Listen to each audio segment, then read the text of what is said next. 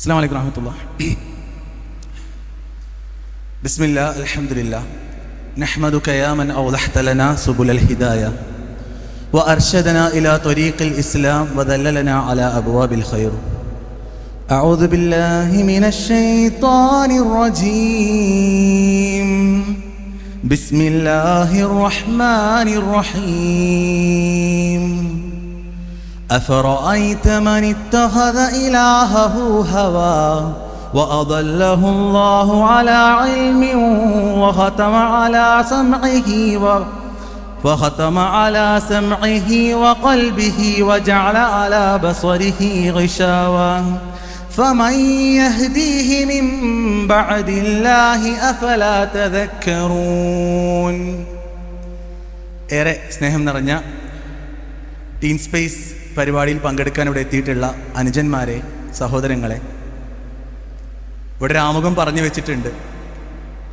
നമ്മളെ സംബന്ധിച്ചിടത്തോളം ഏറെ ഗൗരവത്തിൽ നാം മനസ്സിലാക്കേണ്ട, ഒരുപക്ഷെ നമ്മുടെ എല്ലാം ജീവിതത്തിൽ നാം കടന്നു പോകുന്ന വ്യത്യസ്തമായ കാര്യങ്ങളിലൂടെ ആയിരിക്കും ഇൻഷാ അല്ലാഹ് ഞാൻ കടന്നു പോവുക.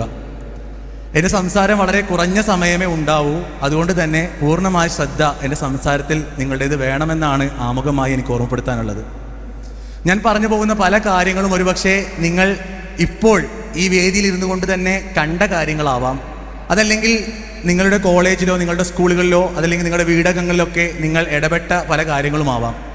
അതുകൊണ്ട് തന്നെ ഞാൻ പറയുന്ന കാര്യങ്ങൾ കേൾക്കുമ്പോൾ തൊട്ടടുത്ത ആളോട് അതുമായി ബന്ധപ്പെട്ട് സംസാരിക്കാനോ കമൻറ്റ് ചെയ്യാനോ എന്നെല്ലാം സമയം കാണുന്ന ഒരവസ്ഥ നിങ്ങൾക്ക് ഉണ്ടാവരുത്. പൂർണ്ണമായ ശ്രദ്ധ ഇവിടെ തന്നെ വേണം. നമ്മൾ ഒരുപാട് മാറ്റങ്ങളിലൂടെ കടന്നു പോകുന്നുണ്ട് എന്നതൊരു യാഥാർത്ഥ്യമാണ്, അല്ലേ? ഇന്ന് നമ്മളെ സംബന്ധിച്ചിടത്തോളം ഓരോ ദിവസവും നമ്മുടെ മൊബൈലിൽ തന്നെ എത്ര അപ്ഡേറ്റുകൾ വരാറുണ്ട്, അല്ലേ? പ്ലേ സ്റ്റോറിൽ കയറി കഴിഞ്ഞാൽ വാട്സപ്പിന് ഓരോ ദിവസവും വ്യത്യസ്തമായ അപ്ഡേഷൻസ് വരാറുണ്ട്, അല്ലെങ്കിൽ ഓരോ ആപ്പുകൾക്കും വ്യത്യസ്തമായ അപ്ഡേഷൻസ് വരാറുണ്ട്. ഒരു പക്ഷേ നമ്മളൊന്നിങ്ങനെ പരിശോധിച്ച് നോക്കിക്കഴിഞ്ഞാൽ ഒരു 4-5 വർഷങ്ങൾക്ക് മുൻപ് നമ്മുടെ നാട്ടിലോ നമ്മുടെ ഇക്കമാരോ അല്ലെങ്കിൽ നമ്മുടെ കുടുംബമോ ഒന്നും കടന്നു പോവാത്തത്ര മാറ്റങ്ങളിലൂടെ നമ്മൾ നിരന്തരം കടന്നു പോകുന്നുണ്ട്. എത്രത്തോളം എന്നറിയോ? ഒരുപക്ഷെ നമ്മൾ ഇടപെടുന്ന ഓരോ മേഖലകളും, ഞാനൊരു ഉദാഹരണം പറയാം. സ്കൂളുകളിലെ നമ്മുടെ സെലിബ്രേഷൻസ്, ആഘോഷങ്ങൾ, അതല്ലെങ്കിൽ നമ്മൾ വസ്ത്രം ധരിക്കുമ്പോൾ നമ്മൾ ഇടുന്ന പാൻസ്, ഷർട്ട്സ്, അതല്ലെങ്കിൽ നമ്മൾ ആഗ്രഹിക്കുന്ന ഫാഷൻ ട്രെൻഡ്സ്, അതല്ലെങ്കിൽ നമ്മൾ കാണുന്ന റീൽസുകൾ, ഷോർട്സുകൾ, നമ്മൾ സ്റ്റോറികളായി ഇടുന്ന, സ്റ്റാറ്റസായി ഇടുന്ന അപ്ഡേറ്റ്സുകൾ, ഇതെല്ലാം നിരന്തരം അതിൻ്റെ ട്രെൻഡുകൾ മാറിക്കൊണ്ടേയിരിക്കുന്നുണ്ട്. അതുകൊണ്ട് തന്നെ നമ്മൾ നമ്മുടെ ജീവിതത്തെ ഒന്ന് പരിശോധിക്കുമ്പോൾ, നമ്മുടെ ജീവിതത്തെ മുഴുവനായിട്ടും ഇങ്ങനെ ആലോചിക്കുമ്പോൾ, ഇവിടെ എൻ്റെ തൊട്ട് മുൻപ് ആമുഖം പറഞ്ഞു വെച്ചപ്പോൾ പറഞ്ഞതുപോലെ നമ്മളിങ്ങനെ നമ്മുടെ ജീവിതത്തിൻ്റെ അർത്ഥം എന്താണ്, അല്ലെങ്കിൽ നമ്മൾ ജീവിക്കുമ്പോൾ നമ്മൾ ചിന്തിക്കേണ്ട, നമ്മൾ പ്രാധാന്യത്തോടു കൂടി ആഗ്രഹിക്കേണ്ട കാര്യങ്ങളെ എന്തെല്ലാമാണ് എന്നിങ്ങനെ പരിശോധിക്കുമ്പോൾ നമ്മൾ ആദ്യമായി പരിശോധിക്കുന്ന ഒരു കാര്യം എന്താണെന്നറിയോ? പലപ്പോഴും എൻ്റെ മുമ്പിലിരിക്കുന്ന എല്ലാവരും 15-നും 20-നും ഇടയ്ക്കുള്ള ആളുകളാണ്, അല്ലേ? ആണോ? 20 വയസ്സിന് മേലുള്ള ആരെങ്കിലും ഉണ്ടെങ്കിൽ ഒന്ന് കൈവക്കൂ. ഇല്ല. 15 വയസ്സിന് താഴെയുള്ള എത്ര ആൾക്കാരുണ്ട്? ഓക്കെ, വളരെ റയറാണ്. എന്തായാലും 15 വയസ്സിനും 20 വയസ്സിനും ഇടയ്ക്കുള്ള ആളുകൾ എന്ന നിലയ്ക്ക് നമ്മളെ സംബന്ധിച്ചിടത്തോളം എന്താണെന്നറിയോ? നമുക്ക് വല്ലാത്ത ആസ്വാദനങ്ങൾ ലഭിക്കുന്ന കാര്യങ്ങൾ വളരെ ഇഷ്ടമായിരിക്കും. ഞാനൊരു എക്സാമ്പിൾ പറയാം. നമ്മോട് ഇന്ന് ഉമ്മ പറയാണ്, ഖുർആൻ ഓത് മോനെ എന്ന് പറഞ്ഞു കഴിഞ്ഞാൽ നമ്മൾ ഖുർആൻ ഓതാൻ പോകുന്നതിനേക്കാൾ ഉത്സാഹത്തിൽ നമ്മുടെ കയ്യിലുള്ള സ്മാർട്ട് ഫോൺ ഉപയോഗിക്കും. അതിന് കാരണം എന്താണ്? നമ്മൾ ആസ്വദിക്കുന്ന കാര്യങ്ങളിലേക്ക് നമ്മൾ കൂടുതൽ ആകർഷിക്കപ്പെടുമെന്നുള്ളതാണ്, അല്ലേ? സ്മാർട്ട് ഫോൺ സ്വന്തമായിട്ടുള്ള എത്ര ആൾക്കാരുണ്ട് ഇവിടെ? Mobile phone. ഇപ്പം മൊബൈൽ ഫോൺ കയ്യിലുള്ള എത്ര ആൾക്കാരുണ്ട്? ഓക്കെ, ആ കയ്യിലുള്ളവരൊക്കെ പോക്കറ്റ് കിട്ടില്ലേ ഫോണ്? കയ്യിലാരുടെ ഇല്ലല്ലോ? ഓക്കെ, എന്തായാലും സ്മാർട്ട് ഫോണൊക്കെ നിരന്തരം ഉപയോഗിക്കുന്ന ആളുകൾ എന്ന നിലയ്ക്ക് ആസ്വാദനങ്ങൾ, അതല്ലെങ്കിൽ നമ്മൾ ഇഷ്ടപ്പെടുന്ന കാര്യങ്ങൾ ചെയ്യാൻ എപ്പോഴും നമുക്ക് നല്ല ഇഷ്ടമായിരിക്കും. നമ്മൾ നല്ലോണം ആസ്വദിച്ചത് ചെയ്യും. അതുകൊണ്ട് തന്നെ നമ്മുടെ ആസ്വാദനങ്ങളെ മുഴുവനായി നാം പരിശോധിക്കുമ്പോൾ, നമ്മൾ ആസ്വദിക്കുന്ന കാര്യങ്ങൾ എന്തൊക്കെയാണ് നമ്മൾ നോക്കുമ്പോൾ നമുക്ക് ചില കാര്യങ്ങളൊക്കെ എണ്ണാൻ പറ്റും. ഞാനിവിടെ ലിസ്റ്റിൽ കൊടുത്തിട്ടുള്ള ചില കാര്യങ്ങളുണ്ട്. ഒന്ന്, ട്രെൻഡ്സ്. ട്രെൻഡ്സ് എന്ന് പറയുമ്പോൾ എന്താണെന്നറിയോ? പലപ്പോഴും നമ്മൾ ട്രെൻഡുകൾക്കൊപ്പം പോകും, അല്ലേ? നിങ്ങൾ ഇൻസ്റ്റാഗ്രാമിലൊക്കെ ടാഗ് കണ്ടിട്ടില്ലേ? ഹാഷ് ലൈൻ കണ്ടിട്ടില്ലേ? ഹോപ്പിംഗ് ഫോർ ദ ട്രെൻഡ് കണ്ടിട്ടുണ്ടോ? അല്ലേ? ട്രെൻഡുകളാണ് ഒരുപക്ഷെ പലപ്പോഴും നമ്മൾ സ്റ്റോറി ഇടുമ്പോൾ, നമ്മൾ സ്റ്റാറ്റസുകൾ ഇടുമ്പോൾ, നമ്മൾ ഓൺലൈൻ മീഡിയയിൽ കാണുന്ന കാര്യങ്ങൾക്കൊക്കെ നമ്മളെ പ്രേരിപ്പിക്കാറുള്ളത് ട്രെൻഡുകളാണ്. അതുപോലെ തന്നെ ഫാഷൻ. ഇവിടെ ബാഗി പാൻസും ബാഗി ടീഷർട്ടൊക്കെ ഇടുന്ന എത്ര ആൾക്കാരുണ്ട് ഇവിടെ? ഒന്ന് കൈ വയ്ക്കുക. സ്വന്തം ഉപ്പാക്കൊക്കെ ഇടാൻ പാകമുള്ള അത്രയും ലൂസുള്ള പാൻറ് ഷർട്ടൊക്കെ ഇട്ട് വരുന്ന ആൾക്കാരില്ലേ? ഓക്കെ, ഫാഷനുകൾ അല്ലേ? പലപ്പോഴും നമ്മൾ ഫാഷന്റെ പിന്നാലെ പോകും. ഒരു 10 വർഷം മുൻപ് വേണ്ട, ഒരു 2 വർഷം മുൻപ് വേണ്ട, ഒരു വർഷം മുൻപ് നമ്മൾ അത്തരത്തിലുള്ള ഡ്രസ്സുകൾ ഇട്ടിട്ടുണ്ടോ? ഇല്ല. എന്നാൽ ഒരു ട്രെൻഡ് കടന്നു വരുമ്പോൾ ആ ട്രെൻഡിന് പിന്നാലെ പോകുന്ന ഒരവസ്ഥ നമുക്ക് ഉണ്ടാവും. അതല്ലെങ്കിൽ അടുത്തൊരു ഉദാഹരണമാണ് കോൺസേർട്ടുകൾ, സെലിബ്രേഷൻസ്. സ്കൂളുകളിലൊക്കെ നിങ്ങൾ പണ്ട് കാലത്ത് ഒരുപക്ഷെ നിങ്ങളൊക്കെ ഒരു 8ാം ക്ലാസ്സിലോ 7ാം ക്ലാസ്സിലൊക്കെ പഠിക്കുന്ന സമയത്ത് നമ്മുടെ സ്കൂളിൽ ഒരു പരിപാടി നടക്കുമ്പോൾ ആ പരിപാടി എങ്ങനെ നടന്നിരുന്നത്? ടീച്ചർമാരൊക്കെ ഉണ്ടാവും, അവരുടെയൊക്കെ മേൽനോട്ടത്തിൽ നമ്മളൊരു പരിപാടി നടത്തും, നമ്മൾ കുറേ പരിപാടികളായിട്ടുള്ള കുറേ സെഷൻസ് ഒക്കെ ഉണ്ടാവും. എന്നാൽ ഇന്ന് ഒരു ആഘോഷം എന്ന് പറഞ്ഞാൽ നമ്മുടെ സ്കൂളിൽ ഒരു ആർട്സ് ഫെസ്റ്റ് മാത്രം എടുക്കുക. ആർട്സ് ഫെസ്റ്റിന്റെ ഒരു കൊട്ടിക്കലാശം എങ്ങനെ ഉണ്ടാവാറുള്ളത് അല്ലേ? ഇരുട്ട് നിറഞ്ഞൊരു മുറിയിൽ ഒരു നല്ല പാട്ട് വെച്ച് ഒരു സ്മോക്കൊക്കെ ഇട്ട് ഒന്ന് ഡാൻസ് കളിച്ചാൽ അതൊരു അടിപൊളി സെലിബ്രേഷനായി അതിൽ നിന്നും നല്ല ആസ്വാദനം കിട്ടുന്ന ഒരവസ്ഥ നമുക്ക് ഇന്ന് കാണാൻ സാധിക്കും. അതല്ലെങ്കിൽ റിലേഷൻഷിപ്സ്. പലപ്പോഴും നമ്മുടെ ഈ ഒരു പ്രായത്തിൽ ഒരു 15ഓ 20നോ ഇടയ്ക്കുള്ള പ്രായം എന്ന് പറഞ്ഞാൽ പലപ്പോഴും നമ്മുടെ ജീവിതം നിരന്തരമായി അപ്ഡേറ്റ് ചെയ്യാൻ നമ്മൾ ആഗ്രഹിക്കും. അതുകൊണ്ടാണ് നമ്മൾ എപ്പോഴും സ്റ്റോറിയിലും സ്റ്റാറ്റസിലൊക്കെ പോയിട്ട് ഇങ്ങനെ സ്റ്റാറ്റസ് അപ്ഡേറ്റ് ചെയ്തുകൊണ്ടിരിക്കില്ലേ അല്ലേ? ഒരുപക്ഷെ സ്റ്റാറ്റസുകളൊക്കെ നമ്മൾ ഇട്ട് കഴിഞ്ഞാൽ സ്റ്റാറ്റസ് വ്യൂവേഴ്സിനേക്കാൾ കൂടുതൽ സമയം നമ്മളത് എടുത്തു നോക്കിയിട്ടുണ്ടാവും അല്ലേ? എത്ര ആൾ കണ്ടു, എത്ര ആൾ നോക്കി എന്നിങ്ങനെ എടുത്തു നോക്കും. അപ്പൊ എന്താണെന്നറിയോ, നമ്മൾ നിരന്തരം അപ്ഡേറ്റ് ചെയ്യാൻ ആഗ്രഹിക്കുന്നതുകൊണ്ട് തന്നെ ഈ ഷെയർ ചെയ്യാൻ കിട്ടുന്ന ഏതൊരു അവസരവും നമ്മൾ ഉപയോഗിക്കും. അങ്ങനെയാണ് നമ്മൾ ശരിക്കും തെറ്റായ ബന്ധങ്ങളിലേക്ക്, റിലേഷൻഷിപ്പുകളിലേക്ക് എത്തുക. ആരും റിലേഷൻഷിപ്പുകളിലേക്ക് എത്തുമ്പോൾ അല്ലെങ്കിൽ ഇത്തരത്തിലുള്ള ഹറാമായ ബന്ധങ്ങളിലേക്ക് എത്തുമ്പോൾ ആരും എന്താണ് നേർക്ക് നേരെ പോയിട്ട് എനിക്ക് ഇഷ്ടമാണ് എന്ന് പറയുന്നില്ല ചെയ്യുക അല്ലേ? പതിയെ സങ്കടങ്ങൾ പറഞ്ഞ് സന്തോഷങ്ങൾ പങ്കുവെച്ച് ജീവിതം അപ്ഡേറ്റ് ചെയ്ത് ഇങ്ങനെയായിരിക്കും പലപ്പോഴും അങ്ങനെ ആ ഒരു വഴിയിലേക്ക് എത്തുക. അതല്ലെങ്കിൽ ഫിലിംസ് ആൻഡ് മ്യൂസിക്, പാട്ടും സിനിമയും നമ്മളെ വല്ലാതെ ലഹരി പിടിപ്പിക്കും. സിനിമകൾ നിരന്തരം കാണുന്ന ആളുകളുണ്ടാവും, മണിക്കൂറുകളോളം എപ്പിസോഡുകൾ സീരീസുകൾ കാണുന്ന ആളുകളുണ്ടാവും. അതല്ലെങ്കിൽ സ്പോട്ടിഫൈ, ഗാന, റെസോ എന്നൊക്കെ പറഞ്ഞ ആപ്പുകളിലൂടെയൊക്കെ പ്ലേ ലിസ്റ്റുകൾ ഇട്ടുകൊണ്ട് ലൂപ്പിലിട്ടുകൊണ്ട് ഇങ്ങനെ പാട്ട് കേൾക്കുന്ന ആളുകളുണ്ടാവും. ഇനി അതല്ലെങ്കിൽ സോഷ്യൽ മീഡിയ അല്ലേ? ഇൻസ്റ്റഗ്രാമിൽ അക്കൗണ്ടിൽ ഫോളോവേഴ്സ് എത്രയുണ്ട്, എൻ്റെ ഫോട്ടോ എത്ര ലൈക്ക് ചെയ്യുന്നുണ്ട്, അതല്ലെങ്കിൽ ഞാൻ എഡിറ്റ് ചെയ്ത ഫോട്ടോ, എൻ്റെ പോസുകൾ. പലപ്പോഴും പുതിയ കാലത്തെ പോസുകൾ പോലും നമ്മളെ വളരെ ചിരിപ്പിക്കുന്ന കാര്യങ്ങളാണ് അല്ലേ? ക്യാമറയിലേക്ക് നോക്കാതെ അങ്ങോട്ടും ഇങ്ങോട്ടും നോക്കി ഒരേപോലുള്ള കുറേ ഫോട്ടോസും ട്രെൻഡ്സും നമുക്ക് കാണാൻ പറ്റും. ഇത്തരത്തിൽ ഞാൻ പറയുന്നത് നമ്മൾ ആസ്വാദനം കണ്ടെത്തുന്ന അല്ലെങ്കിൽ നമുക്ക് ഇഷ്ടമുള്ള കാര്യങ്ങളാണ് ഞാൻ ഈ പറഞ്ഞതൊക്കെ. ഒരുപക്ഷെ സ്കൂളിൽ പോയി ഒരു മാത്സ് ക്ലാസ്സിൽ ഇരിക്കുക എന്ന് പറഞ്ഞാൽ നമ്മൾ പ്രകടിപ്പിക്കുന്ന ഒരു മുഖഭാവം ഉണ്ടല്ലോ, അതൊരിക്കലും ഞാനിപ്പോൾ ഈ പറഞ്ഞ കാര്യങ്ങളൊന്നും നമുക്കില്ല. അതുകൊണ്ട് ഇത്തരം ആസ്വാദനങ്ങളിലേക്ക് പോകുമ്പോൾ തന്നെയും നമ്മൾ മനസ്സിലാക്കേണ്ട ചില വിഷയങ്ങളുണ്ട്. ആ വിഷയങ്ങളാണ് ഇൻഷാ അല്ലാഹ് ഞാൻ എൻ്റെ സെഷനിലൂടെ മുഴുവൻ കടന്നു പോവുക. അതുകൊണ്ട് നമ്മൾ ഇത്തരം ആസ്വാദനങ്ങളെ കുറിച്ച് മനസ്സിലാകുമ്പോൾ ആമുഖമായി മനസ്സിലാക്കേണ്ടത് ഇതിൻ്റെ എല്ലാം പ്രത്യാഘാതങ്ങളാണ്. നമ്മൾ ചെയ്യുന്ന എന്ത് കാര്യങ്ങളുണ്ടെങ്കിലും, നമ്മൾ ജീവിതത്തിൽ പാലിക്കുന്ന എന്ത് മര്യാദകളുണ്ടെങ്കിലും യഥാർത്ഥത്തിൽ നമ്മുടെ ഭാവിക്ക് വേണ്ടിയിട്ടാണ് നമ്മൾ പറയില്ലേ. ഇപ്പോൾ +1 +2 നല്ല മാർക്ക് വാങ്ങുന്നത് എന്തിനാ? സർട്ടിഫിക്കറ്റ് എടുത്ത് വീട്ടിൽ വെക്കാനല്ലല്ലോ അല്ലേ? നല്ല കരിയർ ലഭിക്കാനാണ്, നല്ല ജോലി ലഭിക്കാനാണ്, ആഗ്രഹിച്ച ഭാവി ലഭിക്കാനാണ്. ഇത്തരത്തിൽ നമ്മൾ ചെയ്യുന്ന എന്ത് കാര്യത്തിലും നമ്മൾ ഭാവിയെ പറ്റി കൺസേൺഡ് ആണ്, നമ്മൾ തൊട്ടപ്പുറത്തുള്ള കാര്യത്തെ പറ്റി കൺസേൺഡ് ആണ്. എന്താ ഞാൻ ചോദിക്കട്ടെ, നമ്മൾ ഇരുട്ട് നിറഞ്ഞൊരു മുറിയിൽ ഒരു DJ പാട്ട് വെച്ച് ഡാൻസ് കളിക്കുന്ന നമ്മുടെ ഒരു സ്കൂൾ മുറിയിലേക്ക് കയറി ചെല്ലുമ്പോൾ നമ്മൾ ഭാവിയെ പറ്റി ആലോചിച്ചിട്ടാണോ കയറി ചെല്ലാറുള്ളത്? അല്ലെങ്കിൽ നാളെ എന്താ ഇപ്പോൾ ഇതുകൊണ്ട് ഉണ്ടാവുക എന്നുള്ളത് ആലോചിച്ചിട്ടാണോ ഉണ്ടാവാറുള്ളത്? അല്ലെങ്കിൽ ഒരു സിനിമ കാണുമ്പോൾ ഈ സിനിമ കൊണ്ട് എനിക്ക് കുറേ കാര്യങ്ങൾ അറിവ് നേടാനാണെന്ന് പറഞ്ഞാണോ കാണാറുള്ളത്? അല്ല, നമ്മൾ പലപ്പോഴും എൻ്റർടൈൻ ചെയ്യാൻ, എൻജോയ് ചെയ്യാൻ, നമ്മുടെ ലെഷർ ടൈമിനെ ഉപയോഗിക്കാനൊക്കെ നമ്മൾ ശ്രമിക്കാറുള്ളത്. അതുകൊണ്ട് തന്നെ ഇത്തരം ആസ്വാദനങ്ങളിലേക്ക് കടന്നു ചെല്ലുമ്പോൾ നമ്മൾ അപകടകരമായ പല വേദികളിലേക്കും എത്തും. എൻ്റെ പിന്നിൽ നിങ്ങൾക്ക് ഒരുപാട് ന്യൂസുകൾ കാണാൻ സാധിക്കും, ന്യൂസ് ക്ലിപ്പുകൾ അല്ലേ? ഈ അടുത്ത കാലത്ത് നടന്ന പല ന്യൂസുകളാണ് ഈ കാണുന്നത്. ഈ ന്യൂസുകളൊക്കെ ഇപ്പം നിങ്ങളൊന്ന് കണ്ടുവെച്ചാൽ മതി, എൻ്റെ സെഷൻ കഴിയുമ്പോഴേക്കും ഇതിൻ്റെ എല്ലാം ആഴം നിങ്ങൾക്ക് മനസ്സിലാവുമെന്നുള്ളതാണ്.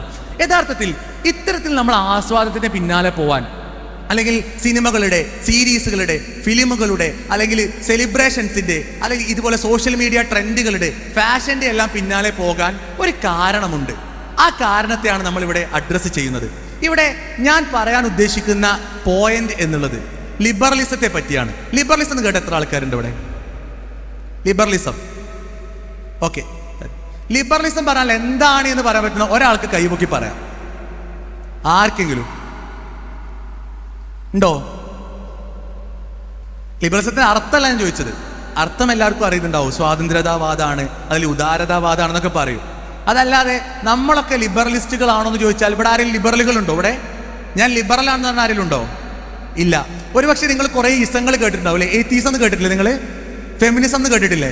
എത്തീസ്റ്റുകൾ എന്താ പറയാ, ഞാൻ എത്തീസ്റ്റ് ആണെന്ന് പറയില്ലേ. ചിലപ്പോൾ ഇൻസ്റ്റാഗ്രാം ബയോയിലൊക്കെ പോയി കഴിഞ്ഞാൽ കാണാൻ പറ്റും ഐ ആം ആൻ എത്തീസ്റ്റ്, അല്ലെങ്കിൽ I am an intersectional feminist, അല്ലെങ്കിൽ മഴവിലിന്റെ കൊടി കെട്ടിട്ട് എന്തിട്ടുണ്ടാവും he or him, she or her എന്നൊക്കെ ഇട്ട ആൾക്കാരെ കണ്ടിട്ടുണ്ടാവും.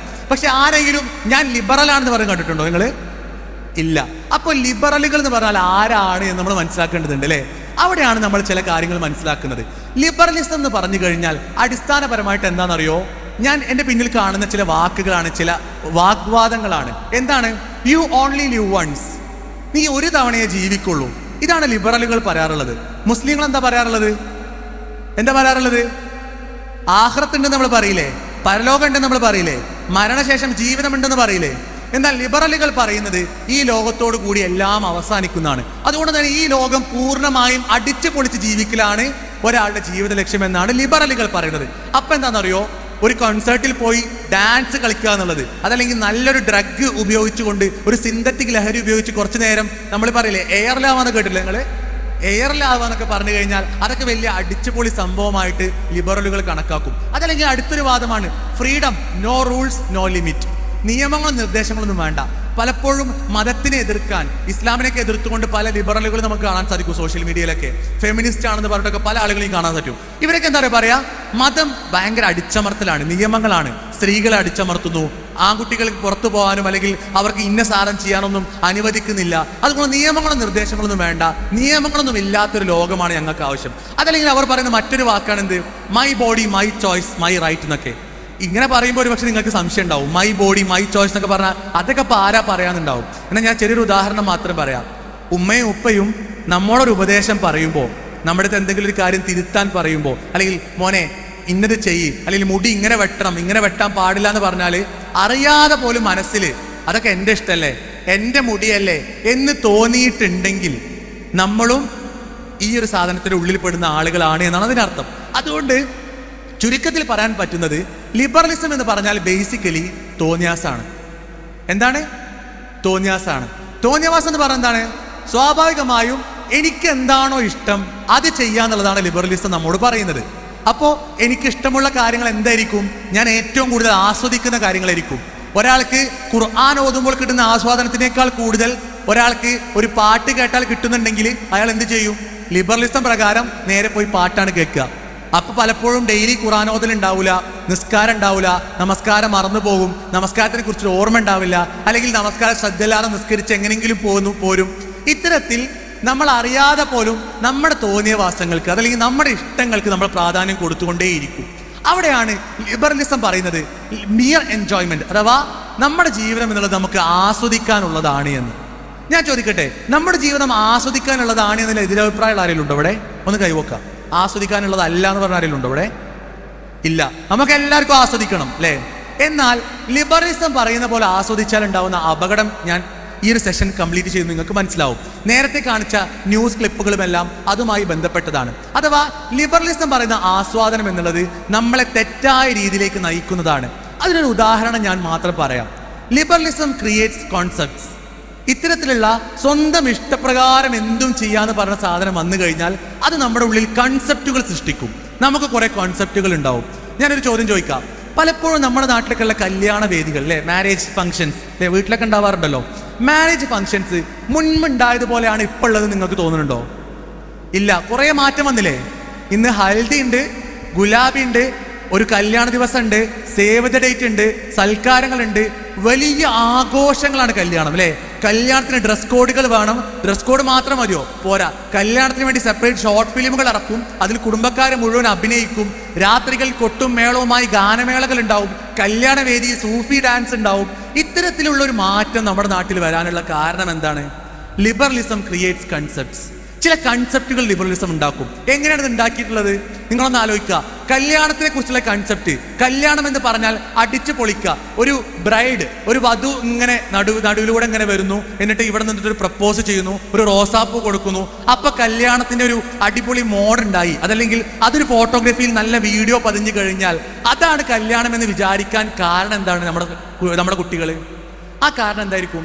സോഷ്യൽ മീഡിയയിലൂടെ നിരന്തരം നമ്മൾ ഇതിങ്ങനെ കാണുകയാണ് അല്ലേ. നിങ്ങൾ എല്ലാവരും കണ്ടിട്ടുള്ളതല്ലേ ഇത്? കല്യാണങ്ങളുടെ വീഡിയോകൾ നിങ്ങൾ ഒരുപാട് കണ്ടിട്ടുണ്ടാവും. ആ ഒരുപാട് കണ്ട വീഡിയോകളിലൊക്കെ എന്തായിരിക്കും നമ്മൾ കാണുന്നത്? പലപ്പോഴും ഇങ്ങനത്തെ കുറേ കല്യാണങ്ങൾ നമ്മൾ ഇങ്ങനെ കാണും. അത് കാണുമ്പോൾ നമ്മുടെ മനസ്സിൽ എന്തുണ്ടാവും? ഇങ്ങനെയാണ് കല്യാണം, ഇതാണ് അടിപൊളി കല്യാണം. അതല്ലാതെ ഇപ്പോൾ ആണുങ്ങളും പെണ്ണുങ്ങളൊക്കെ വേറെ നിന്ന് നല്ലൊരു നിക്കാഹ് നടന്നു കഴിഞ്ഞാൽ അതിലെന്ത് ആസ്വാദനം ഉള്ളത് നമുക്ക് തോന്നും. അപ്പൊ എന്താണെന്നറിയോ, ഒരു 5-6 വർഷം കഴിഞ്ഞ് നിങ്ങളൊക്കെ കല്യാണം കഴിക്കേണ്ട പ്രായമാകുമ്പോൾ നിങ്ങളുടെ കല്യാണങ്ങളും ഇതിനേക്കാളും തകൃതിയായി, ഇതിനേക്കാളും അടിച്ചു പൊളിയായി, അല്ലെങ്കിൽ ഇതിനേക്കാളും ഹറാമുകൾ നിറച്ച കല്യാണങ്ങളായി മാറും. ഇത്തരത്തിൽ കൺസെപ്റ്റുകൾ ക്രിയേറ്റ് ചെയ്യും. ഒരു കൺസെപ്റ്റ് ഞാൻ പറയാം, baggy pants and baggy T-shirts. ഞാൻ പറഞ്ഞില്ലേ, ഈ അടുത്ത് വന്ന ട്രെൻഡ് അല്ലേ?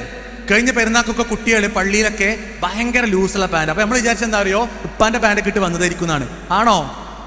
അല്ല, സ്വന്തം പാൻറ് തന്നെയാണ്. പക്ഷെ ടൈറ്റുള്ള പാൻറ്, സ്കിൻ ഫിറ്റ് ഒക്കെ ഭയങ്കര ട്രെൻഡായ ഒരു കാലം ഉണ്ടായിരുന്നു. ഇപ്പോൾ ബാഗി പാൻസ് ആണ് ട്രെൻഡ്. നമുക്ക് തോന്നിയിട്ടുണ്ടോ ബാഗി പാൻസ് നമ്മൾ വെറുതെ ടെക്സ്റ്റൈൽസ് പോകുമ്പോൾ എടുത്തിട്ടതാണെന്ന്? എന്നാൽ അല്ല. ഒരു 4-5 വർഷങ്ങൾക്ക് മുൻപ്, ഏകദേശം 2019-20 കാലഘട്ടത്തിൽ, കോവിഡിന് തൊട്ട് മുൻപ് കൊറിയൻ ഡ്രാമകളിലും കൊറിയൻ സീരീസുകളിലും വ്യാപകമായി പ്രചരിച്ച ഒരു ട്രെൻഡായിരുന്നു അത്. നമ്മളതൊന്നും അറിഞ്ഞിട്ടില്ല. നമ്മുടെ നാട്ടിൽ കുറച്ച് കുട്ടികൾ ഈ ഡ്രസ്സ് ഇട്ടിട്ട് ഒരു ഫോട്ടോ പോസ്റ്റ് ചെയ്തപ്പോൾ നമ്മളും അറിയാതെ ബാഗി പാൻറ്റും ബാഗി ടീഷർട്ടും എടുക്കാൻ പോകും. അതല്ലെങ്കിൽ അതുപോലത്തെ ട്രെൻഡുകൾ എടുക്കാൻ പോകും. ഒരു സിനിമാ നടൻ അഭിനയിച്ചു കഴിഞ്ഞാൽ അത്തരം സിനിമകളിൽ അഭിനയിക്കാൻ പോകും. ഇത്തരത്തിൽ നമ്മുടെ കൺസെപ്റ്റുകൾ ക്രിയേറ്റ് ചെയ്യുന്നു എന്നുള്ളതാണ്. അപ്പൊ എന്താണെന്നറിയോ, ഒരു അത്ഭുതം ഞാൻ പറഞ്ഞുതരാം നിങ്ങൾക്ക്, ഒരു അനുഭവം പറയാം. എൽ പി പ്രായം എന്ന് പറഞ്ഞാൽ 4ാം ക്ലാസ് അല്ലേ? 4ാം ക്ലാസ് പഠിക്കുന്ന ഒരു കുട്ടി നമ്മളെ സ്കൂളിൽ പഠിപ്പിക്കുന്ന ഒരു അധ്യാപകനോട് എന്ത് പറഞ്ഞറിയോ, ടീച്ചറെ 4ാം ക്ലാസ് കഴിയാനായി, ഞങ്ങൾക്ക് ഫെയർവെൽ പാർട്ടി വേണമെന്ന് പറഞ്ഞു. ഓക്കെ, നമുക്ക് പണ്ടൊക്കെയാണെങ്കിൽ നമുക്ക് ചിരി വരുമായിരുന്നു. പക്ഷെ ഇപ്പോൾ 4ാം ക്ലാസ്സുകാർക്ക് ഫെയർവെൽ പാർട്ടി എന്നുള്ളൊരു കോമൺ സംഭവമായിട്ട് മാറിയിട്ടുണ്ട്. അപ്പൊ ടീച്ചർ പറഞ്ഞു, ഓക്കെ ഫെയർവെൽ പാർട്ടി അല്ലേ, ആക്കാന്ന് പറഞ്ഞു. അപ്പൊ കുട്ടി എന്താ അടുത്തത് പറഞ്ഞത്, ടീച്ചറെ ഫെയർവെൽ പാർട്ടിക്ക് സ്പീക്കറും ബോക്സൊക്കെ വേണം, അതിപ്പോൾ എവിടെ നമ്മൾ ഓർഡർ ചെയ്യാന്നാ ചോദിച്ചത്. എത്ര ക്ലാസ്സിലെ കുട്ടിയാ? 4ാം ക്ലാസ്സിലെ കുട്ടി. എങ്ങനെയാണ് നമ്മുടെ അനുജന്മാർക്കും അനുജത്തിമാർക്കും? ഞാൻ വേറൊരു ഉദാഹരണം പറയാം. കുറച്ച് കാലങ്ങളായിട്ട് ഞാൻ എൻ്റെ ഒരു അനുഭവം പറയാം. നമ്മുടെ വീട്ടിൽ കുഞ്ഞു കുട്ടികളൊക്കെ ചുണ്ടോടൊരു ആക്ഷൻ കാണിച്ചു. ഓക്കെ, ഞാൻ ആക്ഷൻ കാണിക്കണില്ല. അപ്പോൾ എന്താണെന്ന് അറിയാനൊരു ഇതുണ്ടാവുമല്ലോ, എന്താ ഈ കൊഞ്ഞനം കാണിക്കുന്നത് തോന്നുമല്ലോ നമുക്ക്. എന്താണെന്ന് ചോദിച്ചപ്പോൾ പറഞ്ഞാൽ അറിയോ, സിഗ്മ മെയിലാണെന്ന് അറിഞ്ഞത്. നിങ്ങൾ കേട്ടിട്ടുണ്ടോ? ഉണ്ട്. എങ്ങനെയാണ് നമ്മുടെ ഉള്ളിലേക്ക് സിഗ്മയും ആൽഫയും സെലിബ്രേഷൻസും കൺസെപ്റ്റുകളും മാരേജും ഫങ്ഷൻസും സേവ് ദ ഡേറ്റും എല്ലാം കയറി വന്നത്? ഇത്തരത്തിൽ ലിബറലിസം നമ്മുടെ ഉള്ളിലേക്ക് പതിയെ ഇരച്ചു കയറുമെന്നുള്ളതാണ്. ഇനിയോ, ലിബറലിസം എറോഡ്സ് ഹയ. ഇത് ഹയയെ എടുത്തു കളയും. എന്താണ് ഹയ നിങ്ങൾക്ക് അറിയോ? ഹയ എന്ന് പറഞ്ഞു കഴിഞ്ഞാൽ എന്താ അറിയോ, മാന്യത, ലജ്ജ എന്നെല്ലാമാണ് ഹയ എന്ന് പറഞ്ഞാൽ. ഞാനൊരു ഉദാഹരണം മാത്രം പറയാം, നിങ്ങൾക്ക് പെട്ടെന്ന് മനസ്സിലാവും ഞാൻ ആ ഉദാഹരണം പറഞ്ഞു കഴിഞ്ഞാൽ.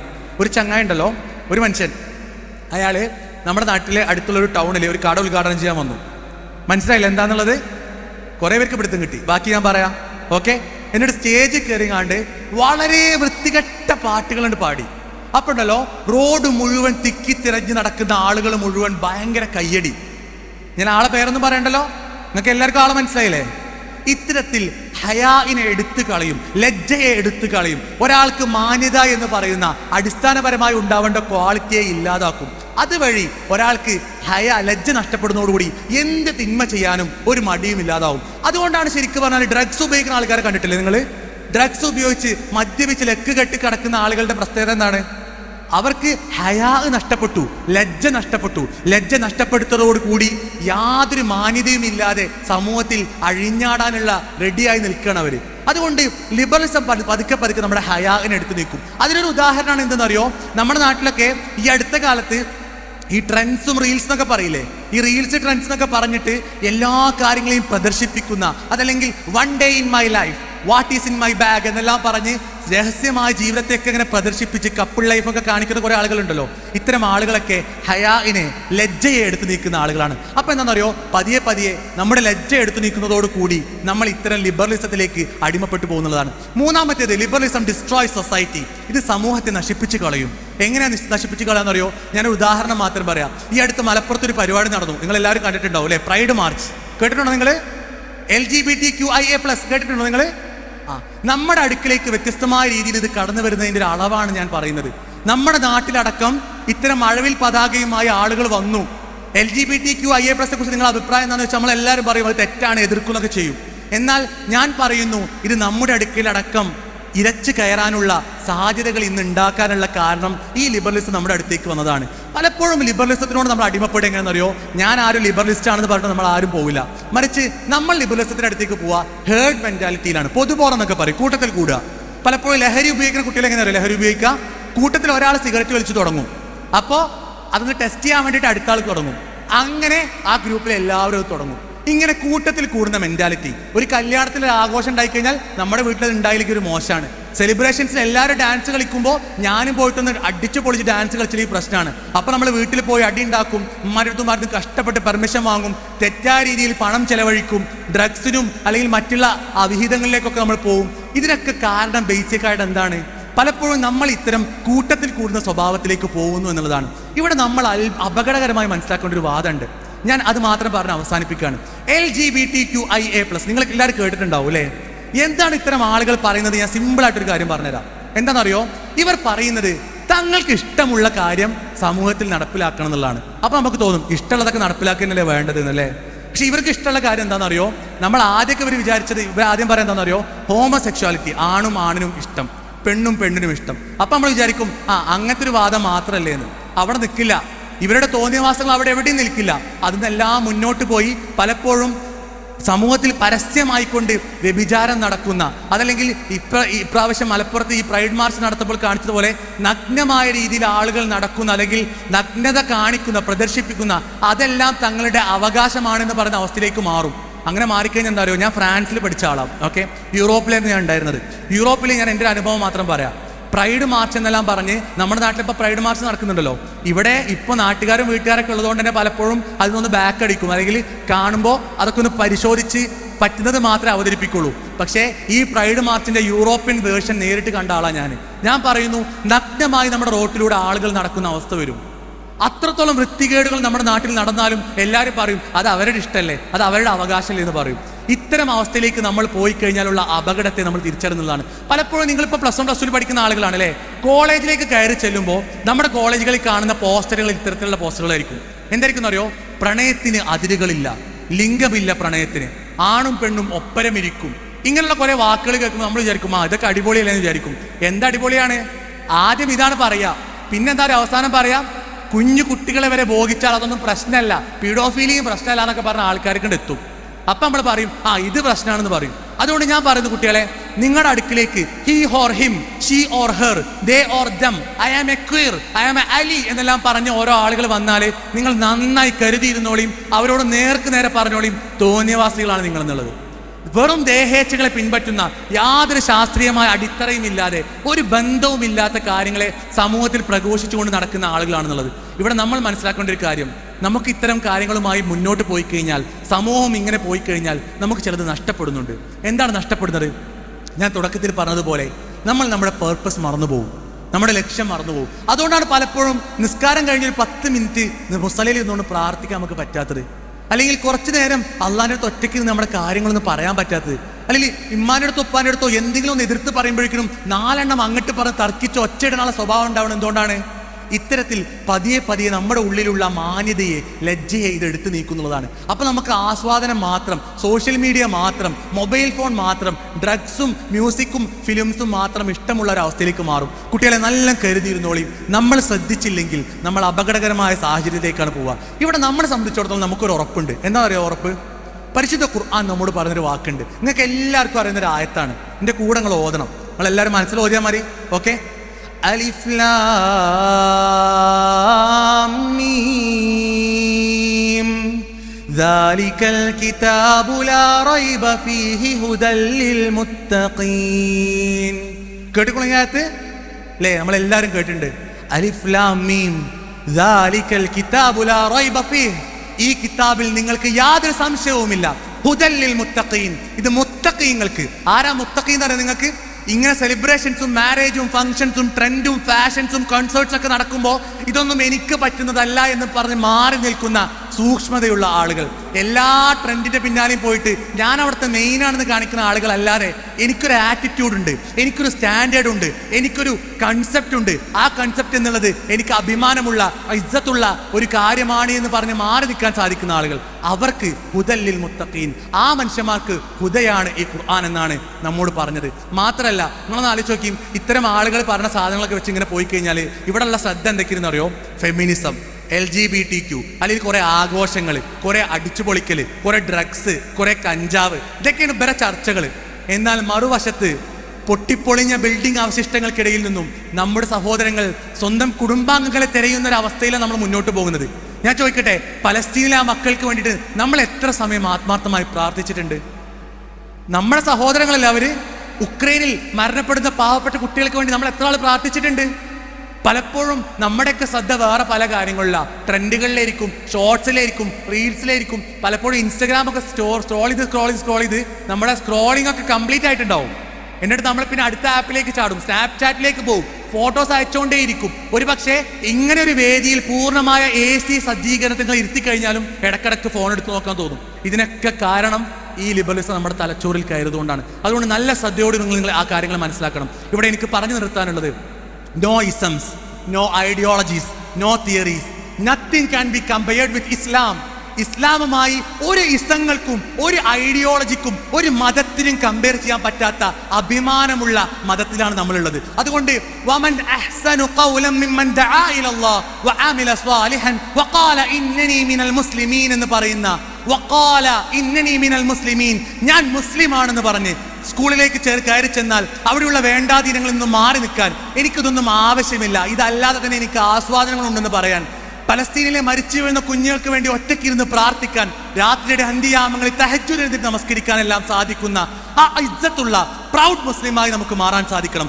അങ്ങനെ മാറുമ്പോൾ മാത്രമേ ഈ സമൂഹത്തിന്റെ വിളക്കുമാടങ്ങളായി ടോർച്ച് ബെയറേഴ്സ് എന്ന് പറയുന്ന സമൂഹം എന്ത് തെറ്റുകളിലേക്ക് പോയാലും എന്ത് തിന്മകളിലേക്ക് പോയാലും ഞാൻ അഭിമാനമുള്ള മുസ്ലിമാണ് എന്നും ഈ സമൂഹം എന്തെല്ലാം വേണ്ടാദിനങ്ങളിലൂടെ പോയി തിരിച്ചു നടക്കുമ്പോൾ ഞാൻ ഇവിടെ എൻ്റെ സ്റ്റാൻഡിൽ, എൻ്റെ ആറ്റിറ്റ്യൂഡിൽ, എൻ്റെ കൺസെപ്റ്റിൽ, എൻ്റെ സ്റ്റാൻഡേർഡിൽ നിലനിൽക്കുന്നുണ്ടാവുമെന്ന് ഉറച്ചു പറയാൻ നമുക്ക് സാധിക്കുകയുള്ളൂ. അതുകൊണ്ട് ഞാൻ അവസാനമായി പറയാനുള്ളത്, ഒരിക്കലും നമ്മുടെ മതത്തെ സംബന്ധിച്ചിടത്തോളം അഭിമാനത്തോടു കൂടി ജീവിക്കുക എന്നതിനപ്പുറത്തേക്ക് ഇത്തരം ഇസങ്ങളെല്ലാം നമ്മുടെ മുമ്പിലേക്ക് കടന്നു വരുമ്പോൾ നിങ്ങൾ പഠിച്ച് മനസ്സിലാക്കി ചോദ്യം ചെയ്ത് അഭിമാനമുള്ള മുസ്ലിമായി ഏതൊരു സാഹചര്യത്തിലും ഫാഷിസം നമ്മുടെ പിടിമുറുക്കി കഴിഞ്ഞാലും അഭിമാനത്തോടു കൂടി ഞാൻ എല്ലാ കാലത്തും മുസ്ലിമാണ് എന്നും വലാ തമൂതുന്ന ഇല്ലാ വഅൻതും മുസ്ലിമൂൻ എന്ന മരിക്കുമ്പോഴും ഞാൻ മുസ്ലിമായി മാത്രമേ മരിക്കുകയുള്ളൂ എന്നുള്ള ഉറച്ച വിശ്വാസത്തോടു കൂടി ജീവിക്കുക.